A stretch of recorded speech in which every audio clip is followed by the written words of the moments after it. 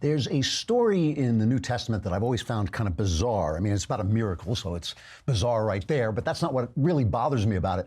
The disciples are going across the Sea of Galilee, heading into the wind, the waves are high, and they look over and they see Jesus walking to them on the water. You've all heard of this story. They're walking to the water and they're terrified and they cry out, "It's a ghost." But immediately Jesus spoke to them and he says, "Take heart, it is I, do not be afraid." Now, once their fear passes, Peter, who is kind of an excitable guy, he gets excited and he wants to join in the fun and he says, "Lord, if it is you, command me to come to you on the water."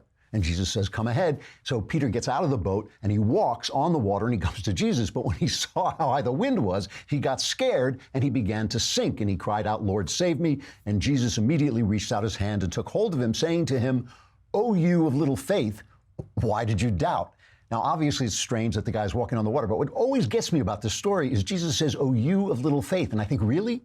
The guy, even if you took one step on water, that would be a lot of faith. Why is Jesus saying that he doesn't have enough faith when he actually there for a minute was walking on the water? But Jesus was in the tradition of Hebrew prophets, and a lot of what he did, like the Hebrew prophets, the Jewish prophets, is he would act stuff out as a kind of a story that he was telling. And so everything he did had double meanings. And it strikes me about this story when I think about it that everybody, all the time, all of us are walking on water, right? We never know what's going to happen next. We can be hit by a bolt of lightning. We run over by a car. We can lose everything we love.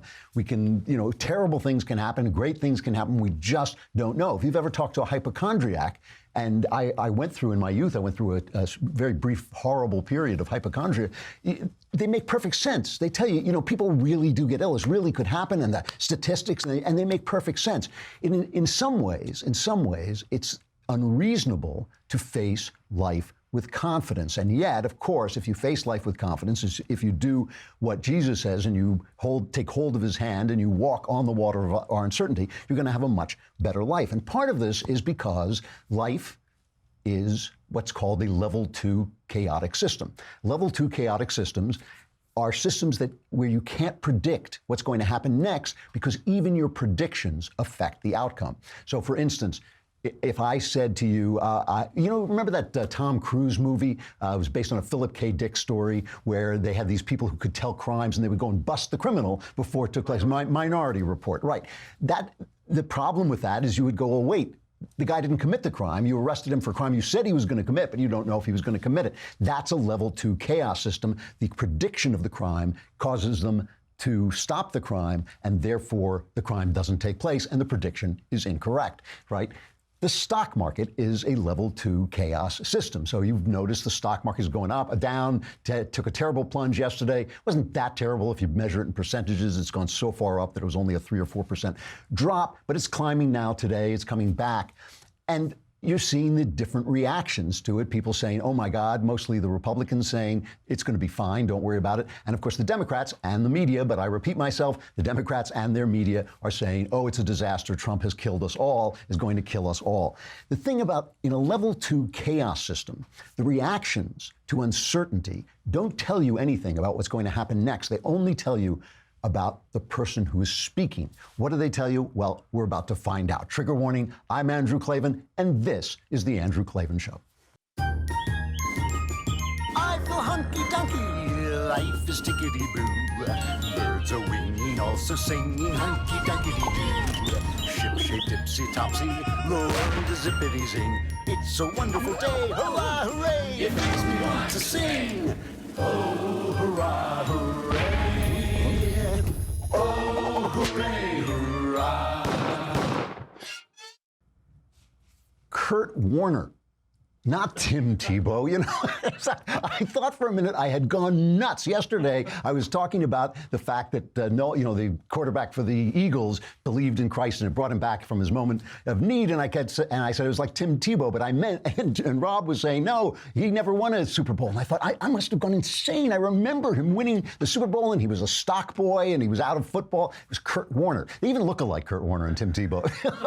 But it was Kurt Warner, and the message remains the same. Have faith. Speaking of faith, here are two nice things that happened to me that I just want to tell you about. One of them is last year I wrote a short story called All Our Yesterdays, a mystery story. It took place in England during World War I, and it was published in Ellery Queen Mystery Magazine. And when the Edgar Award, the nominations were announced, I was very disappointed that it wasn't nominated for an award, because I really did think it was one of my better short stories. But I just heard that it is going to be included in the Best American Mystery Stories anthology from Houghton Mifflin Harcourt, which is a very prestigious anthology and really does keep stories alive. So that's like the third time I've been in it, and I was really happy to hear that. Also, I got a note today from a guy I know in the sort of speech writing staff of the White House. And I don't know if this is, I can't vouch for this, but he told me that when they were writing the State of the Union address, they read my piece about George W. Bush and the movie Batman, The Dark Knight, and that inspired them, or helped inspire them, to put the hero theme in this speech. So if that speech has an effect, it's all me. All me. All right. So I'm off after this. You're just gonna see a streak at the end of the show. My airplane, I hope it's parked outside, because in LA traffic, I'm never gonna get there in time. I'm going to Washington, D.C. for the prayer breakfast, which I really enjoyed last week. I will actually get to see from a distance, the president in the distance. So, while I'm there, right, remember I was talking about Da Vinci and how they will rent you an office? I'm not doing that. But they have another service. They have another service that is really also very good. If you're running a business, like I have a business, my writing is a business, my literary career is a business, and it runs out of my house. Not only out of my house, it runs out of a little outhouse on my patio. You guys, well, you haven't, because you didn't come to my Christmas party, but everybody else has seen it. So it really is the size of an outhouse out on my patio, and I go in there and write, and that's my business. And it's not the greatest business address, and I don't always want people writing to my home. Da Vinci now has what they call a virtual office, where they will give you a business address that is actually at a place of business that you can, if you want to, rent from them if you need it, if you need to do a meeting. So for starting at $50 a month, you can now have well, you're looking at me like I'm just a Tim. No, it's a really good. Starting at $50 a month, you can have an address that people can write to, people can contact, that will be a really nice business address in your locality, and you can use it if you need a meeting. It's affordable. It enhances your image and enhances your credibility. This is the thing, because otherwise, if you have a P.O. box or you're in a strip mall, not as good. So Da Vinci provides you instant access to thousands of high-profile business addresses in impressive upper-scale office locations in all 50 states, and business addresses from Da Vinci, as I said, they start at just $50 per month. You can address to impress. I actually did not make that one up. Go to DaVinciWork.com, DaVinciWork.com/Klavan. Now, I know what you're thinking. You're thinking, where can I get an address? And how do you spell Klavan? It's K-L-A-V as in Victor, A-N. For a limited time, that will get you 50% off your first purchase. That's DaVinciWork.com/Klavan. Terms and conditions do apply, but for 50% off your first purchase, go to DaVinciWork.com/Klavan, and all the details are there. So, off topic a little bit, but I'm going to come back to this. I have to start with this Justin Trudeau thing. If you haven't seen this, it really is worth seeing. Justin Trudeau held a town hall. I'm going to get back to the stock market and the reactions to it and the FBI and all that. But Justin Trudeau, the Prime Minister of Canada, held a town hall and received a question from the audience, and here is his answer. Maternal love is the love that's going to change the future of mankind. So we'd like you to look into we like to say people kind, not necessarily mankind.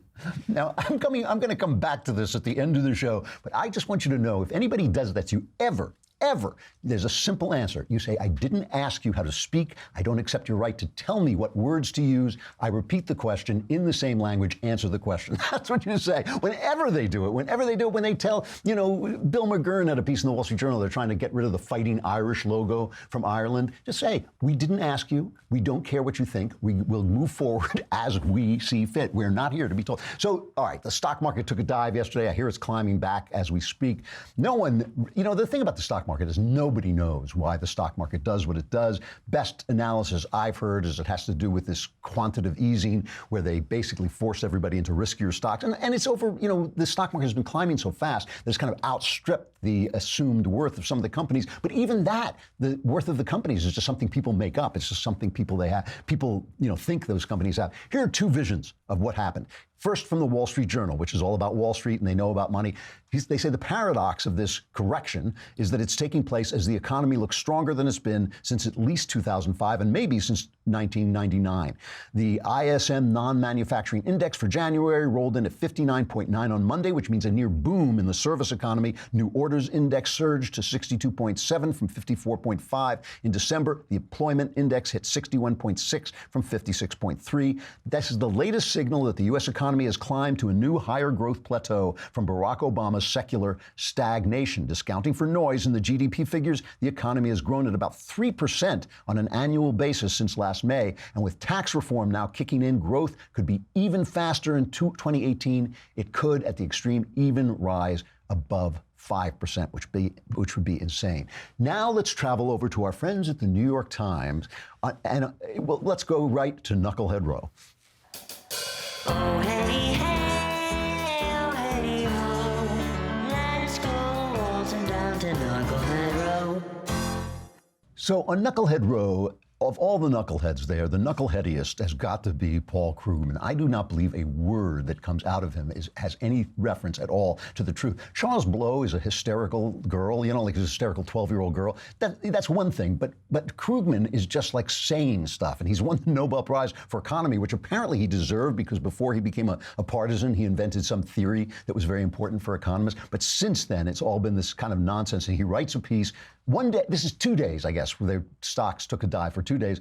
Has Trumphoria hit a wall? Finally hit a wall. So this is the guy who said when Trump was elected and there was a stock dip, he said they're never going to recover. So now he says, first he goes through this long thing about how the market has nothing to do with the economy, doesn't mean the economy may be strong, there's good news, but market turmoil, and you know how it is, everything before the but is always nonsense. Market turmoil should make us take a hard look at the economy's prospects. And what the data say, I'd argue, is that at the very least, America is heading for a downhill shift in its growth rate. The available evidence suggests that growth over the next decade will be something like 1.5% a year, not the 3% Donald Trump and his minions keep promising. So we're hearing 3 to 5 from the Wall Street Journal, 1.5 from the New York Times. Let's see in the next year who comes closer to the truth. By the way, just to put this out there, Trump is foolish to keep using the stock market as an indication of how the economy works. That's on him. That's on Donald Trump, because the stock market will dip at times. It's going to go down, and then you get the blame if you took the credit. There's all kinds of good things happening in the economy that he definitely can take the credit for. He should just say it is wonderful that the stock market, we know that goes up and down, but that's a wonderful thing that it's going up. But he does take too much credit for it. So I just want to compare just overall the attitude that Donald Trump is bringing to the country after 8 years of Obama apologizing for America, and just compare it to what the Democrats are actually trying to sell you. Trump gave a speech yesterday touting the economy, and he called a worker up to talk about what he's going to do with his $1,000 bonus that he got because of the tax cuts. And here is the worker. Yeah, you got the cut? Okay. With the tax cut and the bonus, I will be trying to save up money to start a family and eventually get a bigger house. Oh, So, I like that idea. yep. That's good. In terms of the bonus that corporate America received versus the crumbs that they are giving to workers to kind of put the schmooze on is so pathetic. It's so pathetic.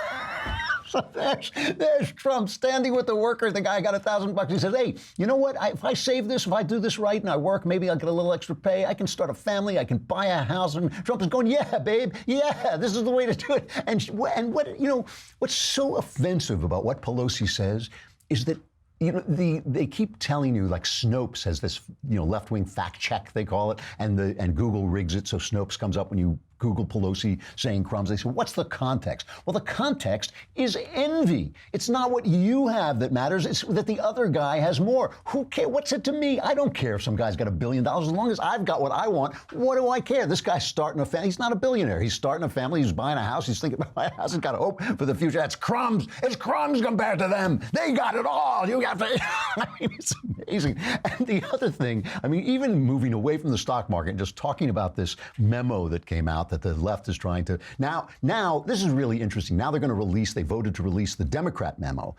And interestingly, all the Republicans said, release the memo, whereas when they released the Republican memo, all the Democrats said no. I never know with this whether it's smart for the Republicans to play nice and say we're much better than you, or they should play the same hardball as the Democrats and say, nah, we have the majority, you're not releasing it, take a hike, bounce in. But just even the way this is going, I just want to compare the attitude of these two sides, right? I mean, here's Trump with the entire media and the Democrats selling everybody that this memo is a conspiracy, it's a nothing burger, it's a dud, right? And Trump comes out, I think this is cut,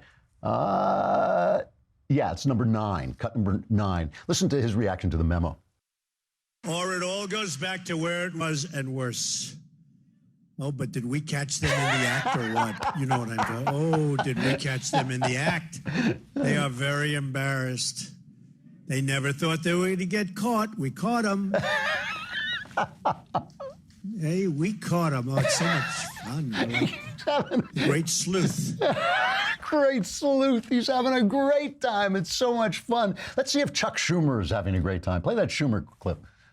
We are dealing with probably the most dangerous and worst man in the presidency we have ever had in the history of this nation. But we are going to win the fight. If we can take back the Senate, that means that I will have the sole power to determine what goes on the floor of the Senate.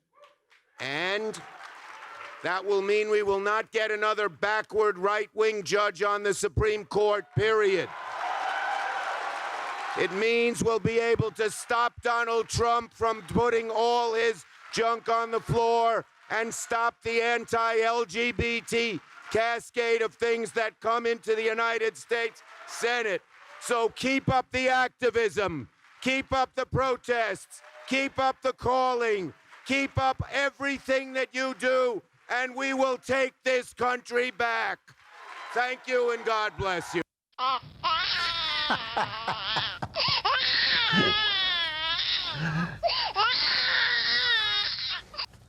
Chuck does not look happy. It's just all I'm saying here is history is a level 2 chaotic system, and some of the predictions and some of the attitudes you bring to it determine the history. I'm not talking about the power of positive thinking. I'm not talking about Joel Osteen stuff where you just always expect the best. I'm talking about having confidence that you're doing what you're supposed to be doing, using your wisdom, cultivating your wisdom, using that to guide you, having confidence that God will be there in a fix, in a necessity, and going forward, believing that you're going in the right direction. Who's doing that right now? Who is doing that? The stock market is reacting to Trump. The stock market is a completely irrational system as far as I can tell, and it really is reacting to the absolute attitude of fun and optimism that this guy has. Sometimes where you look at him and you think, like, I don't even know what he's so happy about, but he is absolutely having a good time. Let me again compare Adam Schiff, and I have said everything I have to say about Adam Schiff. I just think he's a McCarthyite bad guy. He really is not an honest guy, and he's not an honest broker of information. But we're talking about, let's do it this way. Sarah Sanders was they were saying to her about this Donald Trump Jr. meeting that they think is treasonous and all this, and she just gave the entire Russia collusion story. She just put it in perspective. This clip is a little bit long, but it really is this is clip number 6. She puts the entire thing in perspective. Everybody wants to try to make this some story about misleading. The only thing I see misleading is a year's worth of stories that have been fueling a false narrative about this Russia collusion and based on a phony scandal based on anonymous sources. And I think that is, if we're going to talk about misleading, that's the only thing misleading I see in this entire process. You guys are focused on a meeting that Don Jr. had no consequence when the Democrats actually colluded with a foreign government like Ukraine. The Democrat-linked firm Fusion GPS actually took money from the Russian government while it created the phony dossier that's been the basis for all of the Russia scandal fake news. And if you want to talk further about a relationship with Russia, look no further than the Clintons, as we've said time and time again. Bill Clinton was paid $500,000 to give a speech to a Russian bank and was personally thanked by Putin for it. Hillary Clinton allowed 1/5 of America's uranium to reserve to be sold to a Russian firm whose investors were Clinton Foundation donors. And the Clinton campaign chairman's brother lobbied against sanctions on Russia's largest bank and failed to report it. If you guys want to talk about having relations, which you seem obsessed with doing, look no further than there. If you want to talk about somebody who's actually been tough on Russia, look at President Trump. He wants more fracking, more coal, more energy. So she's telling you there's wrongdoing on the Democrat side, and Trump is being tough on Russia. Now listen to what Adam Schiff says about this Russia collusion thing. Listen to what the vision that he's putting forward. Again, this is cut number 5.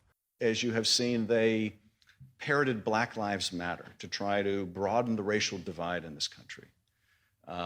Fascinatingly, they also trumpeted the Second Amendment. Apparently, the Russians are very big fans of our Second Amendment. They don't particularly want a Second Amendment of their own, but they're really glad that we have one. The Russians are coming! The Russians are coming! So he's saying not only Black Lives Matter, which was virtually a creation of Barack Obama to cover up for his malfeasance in office, but he's saying our Second Amendment is a Russian. The Russians are promoting the Second Amendment, so we'll all kill each other. I mean, he's giving you not a vision of Republican wrongdoing, which would be one thing. He's giving you this complete vision that your country is completely taken over, is completely out of control. And I just want to finish this with Hillary Clinton, because if you want to be happy, I'm sure some of you are just so sorry she was not elected. Ha ha ha.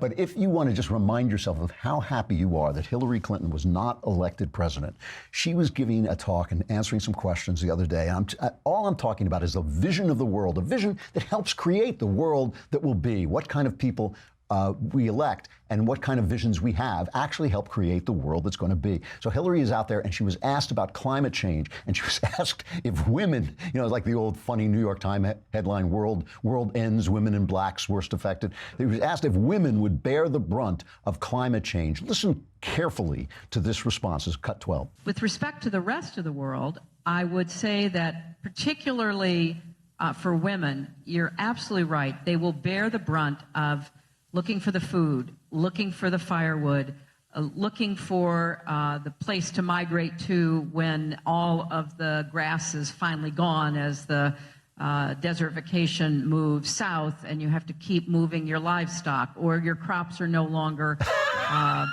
growing, they're burning up in the intense heat that we're now seeing reported across North Africa into the Middle East and into India. So yes, women once again will be the primarily burdened with the problems of climate change.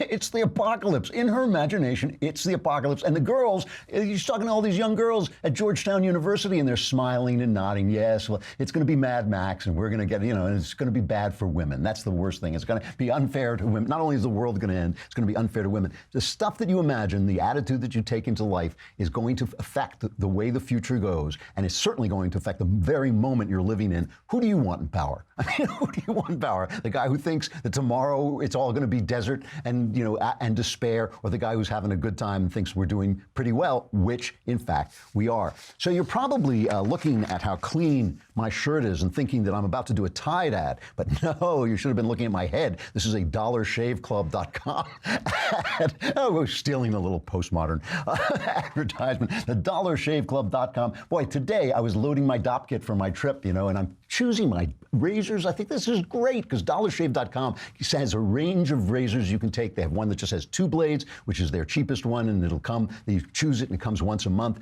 or as often as you wish.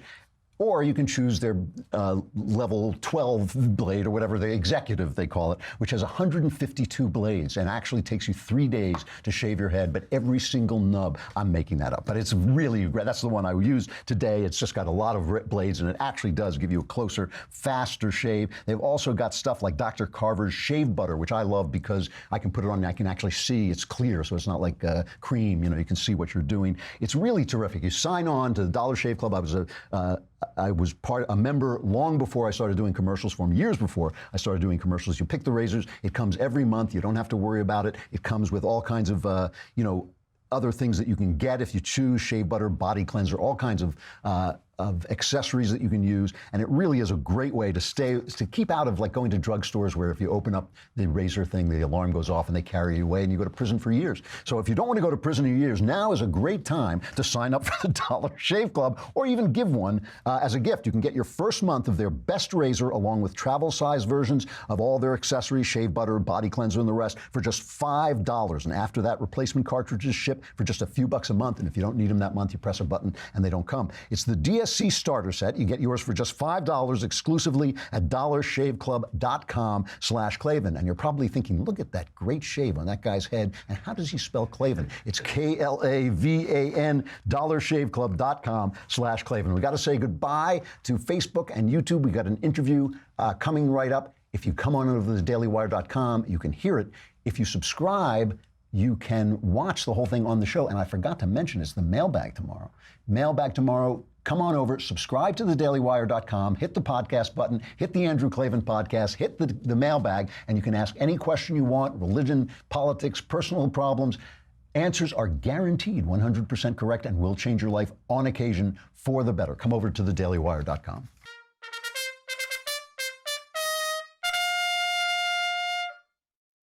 All right, we were going to have Howard Kurtz on, but they screwed up their schedule. He's going to come on, what, next week maybe? Yep. All right, he'll be on next week. But I did have a previous conversation with Stephen Ide, a senior fellow at the Manhattan Institute, Dr. Stephen Ide. He works on public administration, public finance, political theory, and urban policy. That's Manhattan Institute is the institute that publishes City Journal, where I sometimes write. I am a contributing editor there. Ide has worked on, his work has appeared in Politico, the New York Post, the Weekly Standard, City Journal. And I wanted to talk to him because he's an expert in homelessness. And I've just been noticing, certainly in LA, it's partly in New York, it's just getting so bad. And this has nothing to do, Republicans complain that they only talk about homelessness when a Republican is in power. This to me is something we should be, leftists and conservatives should be able to agree on, that people should not be living in the streets. And I just wanted to ask him where this came from and why it got started. Here is Stephen Ide from the Manhattan Institute. Stephen, thanks so much for coming on. I really appreciate it. Thanks for having me. The reason I wanted to talk to you is I was in New York over Christmas. It was maybe, I don't know, it felt like it was 5 below zero. I was walking around and all over town, and I remember this when I lived in New York in the 70s, all over town, there were homeless people on the street.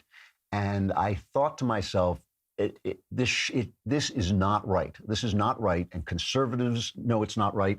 And leftists know it's not right. And somehow, between those two sides, there ought to be something we could do about it. So I wanted to talk to you about it.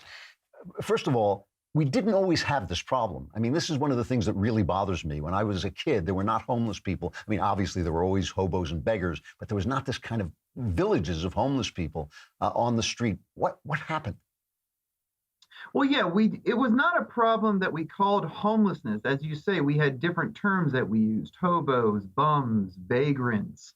In most American cities going back, the earlier part of the 20th century, cities did serve as kind of pools of transient labor for an industrializing economy. Cities attracted guys to come and work for temporary periods of time, and then they would be, the work would be interrupted. And they would congregate in neighborhoods, and neighborhoods started to form around the kind of housing and employment opportunities that service transient laborers. Like I'm thinking of the term Skid Row neighborhood. In LA, there's still this neighborhood called Skid Row, but there's Skid Row neighborhoods all over American cities. And then in New York City, it was called the Bowery on the Lower East Side. And that was a place where, single men, probably, high rate of alcoholism, who had, for whatever reason, had been detached for their family. These were kind of like the losers of industrial capitalism. But they had a place where they could find a room for the night at dirt cheap prices, these single room occupancy hotels, opportunities for spot labor if they wanted to do that, bars, etc. So there were these kind of neighborhoods that were just for what we might call now homeless guys. Those neighborhoods were dismantled as a result of housing regulations, urban renewal pushes, but basically because we didn't want people to live like that anymore. We didn't want these conditions to persist, so we got rid of those neighborhoods. So we spread the problem out throughout the city, as opposed to having it concentrated in one neighborhood. So now they're in libraries and parks, train stations. A lot of those guys would have been in the Skid Row neighborhoods, traditionally speaking. So that's why the presence has become more visible, as you say. Interesting. And it also seems, I know that a lot of our psychiatric hospitals have kind of disappeared, and the idea of institutionalizing people. And a lot of the people I see on the street seem to me to be mentally ill. Does that feed into this? Is that part of the problem, that there's no care for the mentally ill? Yeah, the process that we now refer to as deinstitutionalization got going in the 50s. The institutionalized population peaked at 560,000 in 1955, and it's been going down since. For various reasons, we decided we didn't want to keep people in an inpatient setting. We wanted to try to provide them with mental health care in communities. It was a disaster. Everyone agreed it did not play out in the way that its architects envisioned. And so, at present, somewhere between a quarter to one-third of the homeless adult population have a serious mental illness, and that is certainly an important driver of the problem as well. Okay. Now you've been you wrote a piece in City Journal. I don't mean to read you your own stuff, but our audience hasn't heard it. So I'll just read one little paragraph here. You said, during New York's bad old days, which I remember, during New York's bad old days, mayors got reelected while presiding over murder rates that look like a humanitarian crisis from a contemporary perspective. The voting public is now at risk of settling into a similar complacency on homelessness. We see this in L.A. I mean, if you go down to City Hall in L.A., there are tent villages there, and nobody seems to care. Nobody seems to react and be saying to the government, what are you going to do? You have been very critical of your communist mayor, de Blasio, there. What is he doing wrong? Well, you know, the New York City has this system of homeless services that has been built up over many decades. You know, we got off on the wrong path in this thing a long time ago. Okay. There is, for example, in New York City, this right to shelter law, which confers on everybody the immediate right for the city to provide you with temporary housing that night. And this has probably pushed down the unsheltered population somewhat, but has caused the homeless population in general to swell, and has also caused the quality of services that the city can provide to homeless people to really diminish, because they're just constantly in triage mode. So, you know, we do have like quality providers of homeless services. There are good shelters who work to, like, you know, connect guys with job training, get them back on their feet. But it's harder for those people to do their work when there's just this constant pressure from the right to shelter and other factors pushing the population, the homeless population, up and up and up and up. I mean, it's a structural problem. The economy's bad, homelessness goes up. The economy's good, homelessness keeps going up. And, it's like the murder rate was. Well, it's just, you can't help it. We've got 2,000 murders a year. That's just the kind of city we are. Well, then, I mean, like I said, as I was walking around New York, and I walk around here, and I can't help thinking to myself, you know, it ain't right. It ain't right that people should be living like this. Is there a government policy that you do recommend, a positive policy that you think would help? Well, I think, now it's more sensible to recommend trying to manage the problem, trying to reduce it, than trying some dramatic strategy that's going to end homelessness. There's been a lot of talk of ending homelessness over the past 10, 15 years, meaning mostly providing permanent housing benefits to anyone who's homeless. I don't think that that's a logical solution to the entire homeless population. For some people, people with chronic mental illness who have no system of family support, yes, we've got to accept the fact that we're just going to have to care for them for the rest of their lives. For a lot of the homeless population, if they've just sort of lost their job, if it's just a temporary state, I don't think we need to be giving them, a permanent housing benefit. But we do need to figure out some way in which, to bring the rent down. We have a desperate shortage of low rent housing, certainly in New York, and also in San Francisco, LA. We're going, these problems like serious mental illness, which is not a problem for all the homeless, but the hardest cases, that is also something that we need to do something about, so they don't make their homes on the streets, but actually, make their homes in places where we can actually help them. Why is it these essentially left-wing cities have such expensive real estate? Is it just because they're such swell places to live, or is it the way they control the rents? Well, housing regulation has been a big driver of homelessness. If we didn't regulate away the SROs, a lot of the homeless would have a place to stay. A private landlord could tend to their housing needs as opposed to the government. The government is always playing catch up with the affordable housing game, because if you regulate housing above the reach of low-income populations, well, then it's going to be more expensive for you on the other end to use taxpayer funds to try to build housing for those populations. clearly, in the old days when we had these Skid Row neighborhoods, the private sector actually did a sort of okay job at providing housing for many of these populations. And it's very hard to say that government is doing a better job than the private sector did now. One issue we have is we have a lot of government subsidized housing. We have the enormous NYCHA units, the projects in New York City. Can't miss them. There's that is an asset that is possibly underutilized in terms of what it could do for the homeless population. There are a lot of units that are overhoused, people who have more rooms than they actually need, and well, at the same time, we have 60,000 homeless people. So we have a lot of affordable housing. We're not making the best use of it, the most efficient use of it. What about, I mean, an individual, a church? People want to go out and, work in soup kitchens and feed the homeless. But at the same time, I know that a lot of guys are running games on the street. I mean, I've worked with the police who've shown me videos of people sitting in wheelchairs and then at the end of the day packing up their wheelchair and walking away after they've, gotten a lot of money from begging. Nobody wants to incentivize people to be homeless. But is there anything that individuals can do to help people that would actually help people? Well, I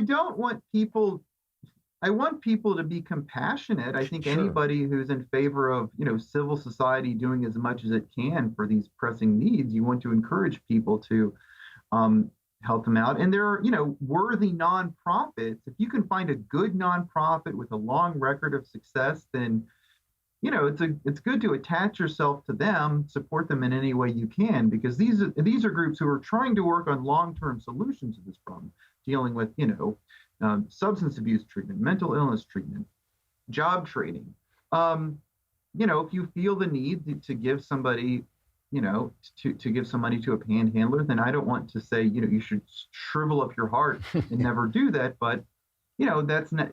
There is a sense in which that does make it easier for that person to stay on the street where we're not going to be able to help them.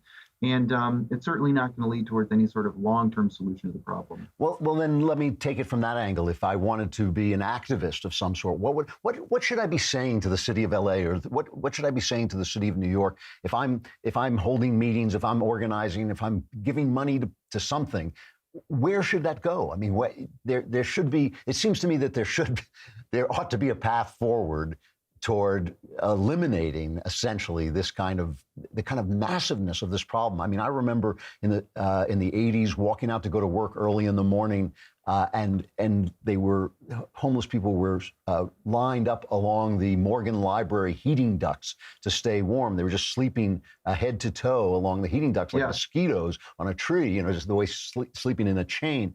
And I just thought, like, does it have to be that way? Is that a necessity, or is there something that people, activists, should be doing to stop it? Well, I think,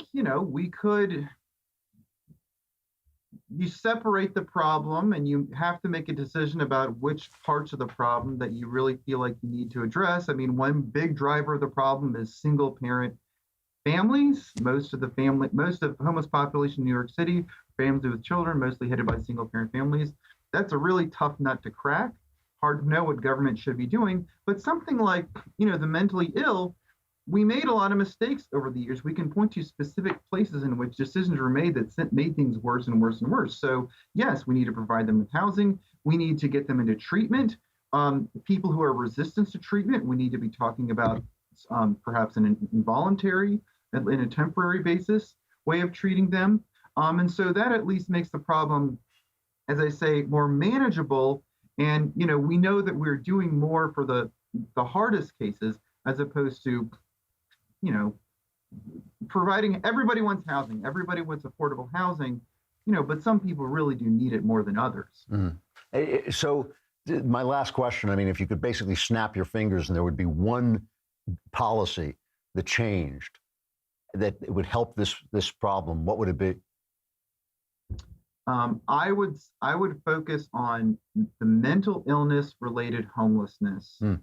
And I would focus on connecting the seriously mentally ill with high quality providers who not only can give them housing, but provide them with case management and treatment to ensure that they will not be on the streets, potentially threatening people, potentially pushing people in front of oncoming subways, but caring for them in a way that, you know, a civilized society would do, instead of the, you know, very I mean, it's great. You know, we think of ourselves as very tolerant, as very compassionate, as opposed to, you know, former times. But people from the 19th century, if they would come to cities these days and look at these, you know, people living in squalor, they would have a lot of questions about how truly compassionate our society really is. No, that is exactly what struck me. And I know I said that was the last question, but I just want to ask one last thing. To go back again to the actual government housing that is being used, you feel that, you seem to feel that a private solution, that something like a SRO hotels, Bowery neighborhood that's not a good neighborhood, but at least there's people to live, that was actually a better solution than government shelters? Did I get that right?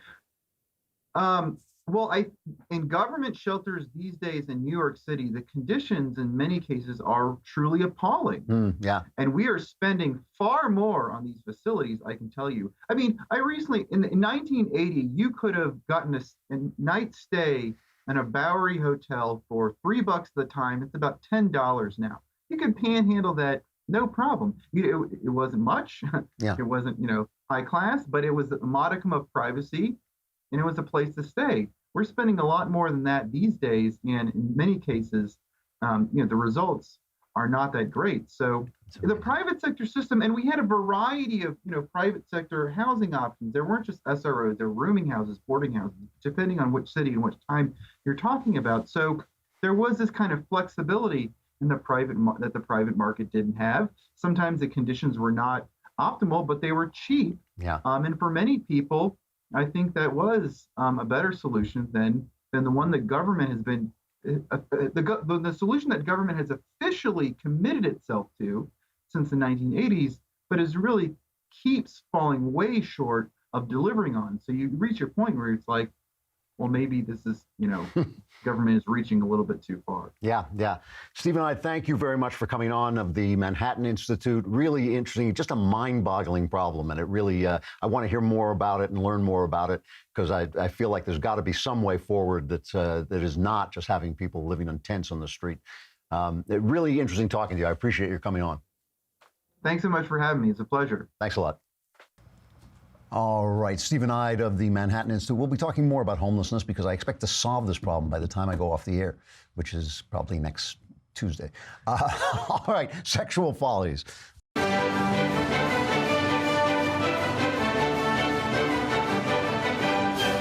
You know, I started this program with this Justin Trudeau telling people how to talk. And judgmentalism is to me, one of the most offensive things that is coming out, sometimes from the right, always from the left. You know, I've said this many times, that if you opened the gospel and every sentence had been removed except Jesus saying, "Judge not, lest ye be judged," you could deduce the crucifixion. You could look at that and say, oh, they're going to kill that guy. You know, nobody gets away with that, because this is the one thing we all love to do. And Christians, you know, a lot of Christians just hate that command more than any other. They want to tell you which movies to watch. They want to tell you how to have sex, which words you can use and be a good Christian. And of course, the left is just constantly policing everything we think and say and do. And yet, on the other side of this, as Christians are always fast to point out, because they want to get back to telling people what to do, on the other side of this is the fact that, of course, you have a higher likelihood of living a good life if you do certain things and don't do other things. A life that is moral, a life that lives into the self that you were supposed to be when God made you. And so, you know, what do you do? How do you communicate that to people if you feel you know something that they don't know? And I would say it's the difference between purity and Puritanism. The difference between purity and Puritanism is, in one, you're focusing on yourself and fixing yourself, taking the plank out of your own eye. And Puritanism, you are incredibly busy telling other people about the mote in their eye. I just want to end with this cut that I found on the Daily Wire that just really, really moved me. A woman named Brittany de la Mora, who was a porn star, and she came to God, and suddenly finally it occurred to her that she was not, this was not making her feel good about herself. This was not the way she wanted to live. And she got into a relationship with a pastor. She decided to become sexually chaste outside of marriage. And she's lived this life. And listen to the way she talks about this. Purity is not an external thing. Yeah. Purity really is an internal thing. Uh-huh. So the reality is like you can't just have an impure heart with wrong motives and be a pure person, because it's not the abstinence of sex that makes you pure. It's, you know, the relationship and the right standing that you have with God that makes you pure. I think that is a brilliant statement. And, you know, it's the thing is, because she's thinking about herself. She's making herself into a living example, a living testimony of the gospel, instead of coming out and telling you what you should do and it's your fault. And she's not blaming the porn industry. She's not blaming all the people who I'm sure abused her and used her in horrible ways. And yet she's not thinking about that. She's thinking about herself. And that means that she's going to have a better life and get closer to the person God made her to be. And that is the way of changing. That is not just the way of changing the moment. It also is the way of changing the future in a level 2 chaotic system. Tomorrow, the mailbag. Go on dailywire.com, go on the podcast, Andrew Klavan podcast, hit the mailbag, ask the questions, we'll answer them. You'll be cured. I'm Andrew Klavan. I got to get out of here. This is the Andrew Klavan Show. See you tomorrow.